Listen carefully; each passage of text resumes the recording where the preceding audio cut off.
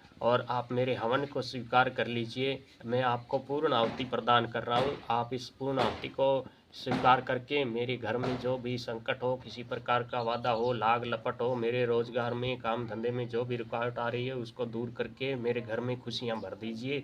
जय हो रामदेव बाबा। इस तरह करते हुए आप अग्नि में समर्पित कर देंगे। बस आपका हवन पूर्ण हो गया। उसके बाद आप इस हवन में से थोड़ी सी विभूति डालकर और इस तरह आपको कलश को इस तरह घुमाएंगे और इस तरह आप थोड़ा सा अपने हाथ में थोड़ा सा जल लेकर संकल्प करेंगे, हे बाबा रामदेव जी, मैंने आपका हवन किया है, जो आपको ही समर्पित करता हूँ। आप मेरे इस हवन को स्वीकार करके मेरे घर में खुशियाँ बख्शो और अन्न धन की बरसात करो। घर में कुछ भी संकट हो तो उससे पकड़ कर ले जाओ। इस तरह करने के बाद आपको इस कलश को, जो कलश आपने पानी का लिया हुआ है, इसको ऊपर से ऐसे 7 बार घुमाएंगे। 7 बार घुमाने के बाद आपको ये जो है इससे विभूति से थोड़ा सा इस तरह उठाना है और इस तरह करते हुए इसमें पानी में इस तरह डालना है और इस पानी को आप अपने पूरे घर में छिड़केंगे। इस विभूति को आप अपने इकट्ठा करके अपने घर में कहीं सुरक्षित रख लें और रोज़ाना इसमें तो थोड़ी सी विभूति निकाली और जल में डाली और पूरे घर में छिड़काव करेंगे तो आपके घर में किसी प्रकार की नकारात्मकता आदि भूत प्रेत जो भी बाधा है वह कभी भी घुस नहीं पाएगी। आपके घर गए वो पूर्ण रूप से बंधन हो जाएगा। तो मित्रों, इस तरह से आप बाबा की हवन विधि कर सकते हैं, हवन कर सकते हैं। मित्रों, हवन करने से घर में सुख शांति आती है। घर में जो भी नकारात्मक बाधा है उनका पलायन हो जाता है। हवन जो है, हमारे वैज्ञानिक भी हवन को बहुत उच्च मानते हैं, क्योंकि हवन करने से घर में नकारात्मक बैक्टीरिया है, जीवाणु हैं, वे खत्म हो जाते हैं और घर का वातावरण पवित्र एवं शुद्ध होता है। इसलिए हवन हर इंसान को महीने में 1-2 बार तो करना ही चाहिए, जिससे घर में सकारात्मकता बनी रहती है। सकारात्मकता और नकारात्मकता का खात्मा होता है। तो मित्रों, बाबा रामदेव जी का हवन करिए, हमेशा घर में खुशियाँ पाएं। जय रामदेव बाबा।